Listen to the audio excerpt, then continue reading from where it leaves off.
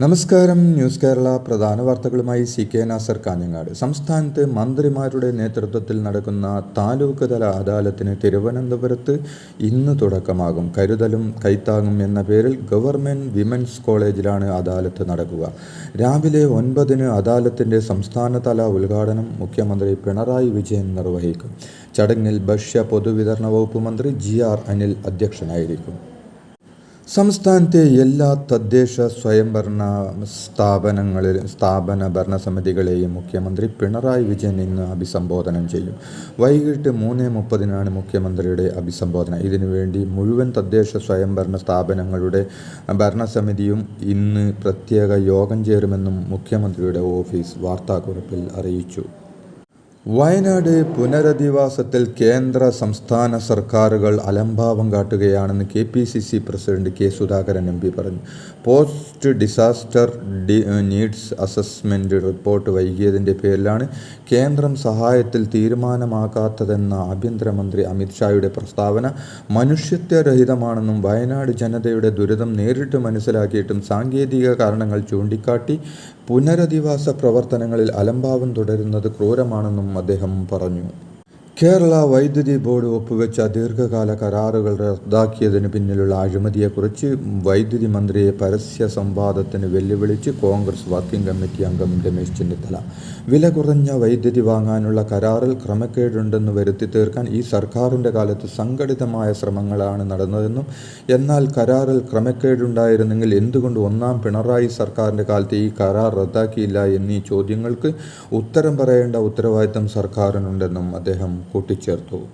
Kannur ADM ആയിരുന്ന നവീൻ ബാബുവിൻ്റെ അടിവസ്ത്രത്തിൽ രക്തക്കറ ഉണ്ടായിരുന്നുവെന്ന police inquest റിപ്പോർട്ടിന് പിന്നാലെ പോസ്റ്റ്മോർട്ടം ചെയ്ത ഡോക്ടർക്കെതിരെ നവീൻ ബാബുവിൻ്റെ ബന്ധുക്കൾ. പോസ്റ്റ്മോർട്ടം ചെയ്ത ഡോക്ടർ ഇൻക്വസ്റ്റ് റിപ്പോർട്ട് കൃത്യമായി വായിച്ചു നോക്കേണ്ടതായിരുന്നുവെന്നും ബന്ധുക്കൾ പറഞ്ഞു.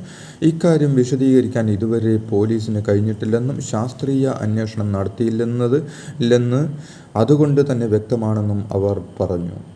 ADM നവീൻ ബാബുവിൻ്റെ പോസ്റ്റ്മോർട്ടം റിപ്പോർട്ടിലും ഇൻക്വസ്റ്റ് റിപ്പോർട്ടിലും തിരിമറിയുണ്ടായെന്ന് PV അൻവർ പറഞ്ഞു. കുടുംബത്തെ അറിയിക്കാതെ നടത്തിയ ഇൻക്വസ്റ്റ് പോസ്റ്റ്മോർട്ടം നടപടികൾ സർവത്ര ദുരൂഹതയുണ്ടെന്നും അൻവർ പറഞ്ഞു. മുഖ്യമന്ത്രിയുടെ പൊളിറ്റിക്കൽ സെക്രട്ടറിയുടെ ദുരൂഹ ഇടപാടുകൾ നവീൻ ബാബുവിന് അറിയാമായിരുന്നുവെന്നും ശശിയുടെ സമ്മർദ്ദത്തെക്കുറിച്ച് നവീൻ ബാബു കുടുംബത്തെ അറിയിച്ചിരുന്നുവെന്നും അൻവർ പറഞ്ഞു.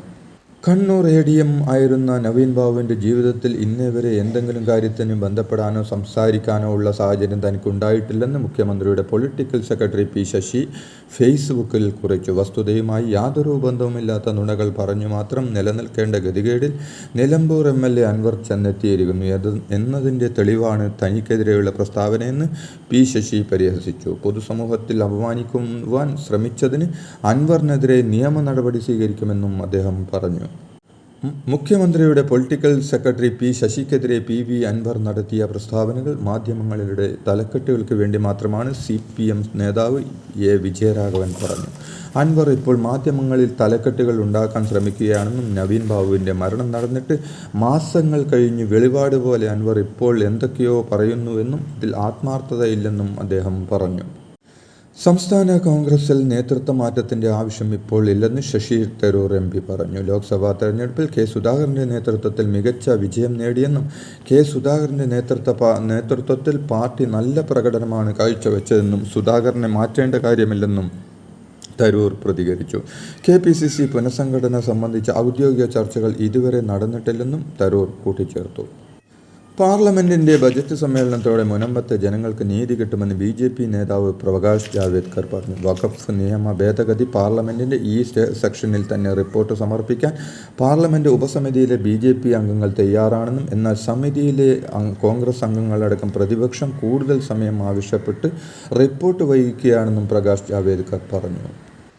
യാക്കോബായ ഓർത്തഡോക്സ് തർക്കത്തിൽ സമവായത്തിന് വഴി തുറക്കുന്നു. തർക്കമുള്ള പള്ളികളിൽ ആരാധനാ സൗകര്യം പങ്കിടാമെന്ന നിർദ്ദേശവുമായി യാക്കോബായ സഭ മെത്രാപ്പോലീത്ത ജോസഫ് മാർ ഗിഗ്രിയോസ് രംഗത്ത്. പൊതുയോഗം തിരഞ്ഞെടുക്കുന്നവർക്ക് ഭരണവും മറ്റുള്ളവർക്ക് ആരാധനാ സൗകര്യവും നൽകാമെന്ന് ജോസ് മാർ ഗിഗ്രിയോസ് പറഞ്ഞു. ചർച്ചകളിലൂടെ ശാശ്വതവും സമാധാനപൂർണവുമായ പരിഹാരങ്ങളിലെത്താൻ കഴിഞ്ഞാൽ അതിനെ ഇരുകൈയും നീട്ടി സ്വീകരിക്കുമെന്നും അദ്ദേഹം പറഞ്ഞു. CBCI ദില്ലിയിൽ വിളിച്ചു ചേർത്ത ക്രിസ്ത്യൻ എംപിമാരുടെ യോഗത്തിൽ വഖഫ് ബില്ലിനെ എതിർക്കണമെന്ന നിലപാട് അറിയിച്ചെന്ന് കോൺഗ്രസ് നേതാക്കൾ. വഖഫ് ബിൽ ന്യൂനപക്ഷ അവകാശങ്ങൾ ലംഘിക്കുന്നതാണെന്ന് CBCI നേതൃത്വത്തെ അറിയിച്ചെന്ന് പങ്കെടുത്ത നേതാക്കൾ വ്യക്തമാക്കി. മുനമ്പം സമരത്തിന്റെ പേരിൽ മാത്രം വഖഫ് ബില്ലിൽ നിന്നും BJP നിലപാടിനൊപ്പം ചേരരുത് എന്നാണ് കോൺഗ്രസ് എംപിമാർ വ്യക്തമാക്കിയത്. ഡോക്ടർമാർക്ക് നിയമസംരക്ഷണം നൽകാനുള്ള സ്കീമിന്റെ നടത്തിപ്പിൽ IMA കോടികളുടെ നികുതി വെട്ടിച്ചെന്ന് GST ഇന്റലിജൻസ്. ഇൻഷുറൻസ് പദ്ധതികൾക്ക് സമാനമായ സ്കീം നടത്തിപ്പിലാണ് 3 കോടിയുടെ നികുതി വെട്ടിപ്പ് നടത്തിയതായി കണ്ടെത്തിയത്. വ്യവസായ വകുപ്പിന്റെ സംരംഭക വർഷം പദ്ധതി അന്താരാഷ്ട്ര തലത്തിൽ അംഗീകാരം നേടിയതിന്റെ സന്തോഷം പങ്കുവച്ച് മന്ത്രി P. രാജ്. പബ്ലിക് അഡ്മിനിസ്ട്രേഷൻ മേഖലയിൽ ലോകത്തെ ഏറ്റവും വലിയ വേദിയായ American society of public administration നൽകുന്ന ഇന്നൊവേഷൻ ഇൻ പബ്ലിക് അഡ്മിനിസ്ട്രേഷൻ എന്ന അംഗീകാരമാണ് സംരംഭക വർഷം പദ്ധതിക്ക് ലഭിച്ചിരിക്കുന്നത്. ദിലീപിന് VIP ദർശനം നൽകിയതിൽ ഉദ്യോഗസ്ഥർക്ക് വീഴ്ച വന്നുവെന്ന് ദേവസ്വം പ്രസിഡന്റ് N. പ്രശാന്ത് പറഞ്ഞു. അഡ്മിനിസ്ട്രേറ്റീവ് ഓഫീസർ, എക്സിക്യൂട്ടീവ് ഓഫീസർ, 2 ഗാർഡുമാർ എന്നിവർക്ക് നോട്ടീസ് നൽകി. വിശദീകരണം കേട്ട ശേഷം തുടർ നടപടിയുണ്ടാകും. കുറച്ചു നേരത്തേക്ക് ദർശനം തടസ്സപ്പെട്ടു എന്ന് വിജിലൻസ് അന്വേഷണത്തിലും കണ്ടെത്തിയിട്ടുണ്ട്.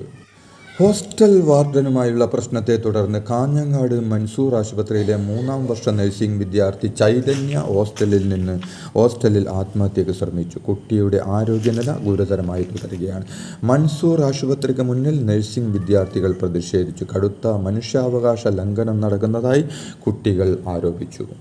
ശബരിമല ഭക്തർക്കായി പത്തനംതിട്ട ജില്ലാ ഭരണ സംവിധാനം തയ്യാറാക്കിയ സ്വാമി ചാറ്റ് ബോട്ട് 3 ആഴ്ചയ്ക്കുള്ളിൽ 1,00,000-ലധികം ഉപഭോക്താക്കൾ സേവനം നൽകിയതായി മുഖ്യമന്ത്രിയുടെ ഫേസ്ബുക്ക് പോസ്റ്റ്. 2,200-ലധികം എമർജൻസികൾ കാര്യക്ഷമമായി കൈകാര്യം ചെയ്തിട്ടുണ്ടെന്നും കാണാതായ വ്യക്തികൾ, മെഡിക്കൽ അത്യാഹിതങ്ങൾ, വാഹന തകരാർ തുടങ്ങിയവ കൈകാര്യം ചെയ്യാൻ ചാറ്റ് ബോട്ടിന് കഴിഞ്ഞുവെന്നും പോസ്റ്റിൽ പറയുന്നു. മുനമ്പത്തേത് വഖഫ് ഭൂമിയല്ല എന്ന അഭിപ്രായത്തോട് വ്യക്തിപരമായോ പാർട്ടിയോ യോജിക്കുന്നില്ലെന്ന് മുസ്ലിം ലീഗ് നേതാവ് KM ഷാജി പറഞ്ഞു. പ്രതിപക്ഷ നേതാവല്ല, ആര് പറഞ്ഞാലും അത് വഖഫ് ഭൂമിയാണെന്നും പക്ഷേ ഈ വിഷയത്തിൽ ഇരകളായി നിൽക്കുന്ന മനുഷ്യരുടെ കൂടെ നിൽക്കാൻ ഞങ്ങൾ നിൽക്കുകയാണെന്നും ഷാജി വ്യക്തമാക്കി. മുനമ്പത്തേത് വഖഫ് ഭൂമിയാണെന്ന മുസ്ലിം ലീഗ് നേതാവ് KM ഷാജിയുടെ പ്രസ്താവനയ്ക്കെതിരെ PK കുഞ്ഞാലിക്കുട്ടി. വിഷയത്തിൽ സാദിഖ് അലി തങ്ങൾ പറഞ്ഞതാണ് മുസ്ലിം ലീഗിന്റെ നിലപാടെന്നും മറ്റാരും പാർട്ടിയാവാൻ നോക്കേണ്ടെന്നും കുഞ്ഞാലിക്കുട്ടി പറഞ്ഞു. റിയാദിലെ ജയിലിൽ കഴിയുന്ന കോഴിക്കോട് ഫറൂഖ് കോടമ്പുഴ സ്വദേശി മച്ചിലകത്ത് അബ്ദുൽ റഹീമിന്റെ മോചന ഹർജി 4 ദിവസത്തിനകം റിയാദ് കോടതി വീണ്ടും പരിഗണിക്കും. ഡിസംബർ 12 ഉച്ചയ്ക്ക് 12:30 അടുത്ത സീറ്റിംഗ്. അന്ന് മോചന ഉത്തരവുണ്ടാകുമെന്നാണ് പ്രതീക്ഷയെന്ന് റഹീമിന്റെ അഭിഭാഷകൻ ഒസാമ അൽ അസറും റിയാദ് സഹായ സമിതി ഭാരവാഹികളും അറിയിച്ചു. ഇതോടെ ഇന്നത്തെ പ്രധാന വാർത്തകൾ സമാപിച്ചു. നന്ദി, നമസ്കാരം.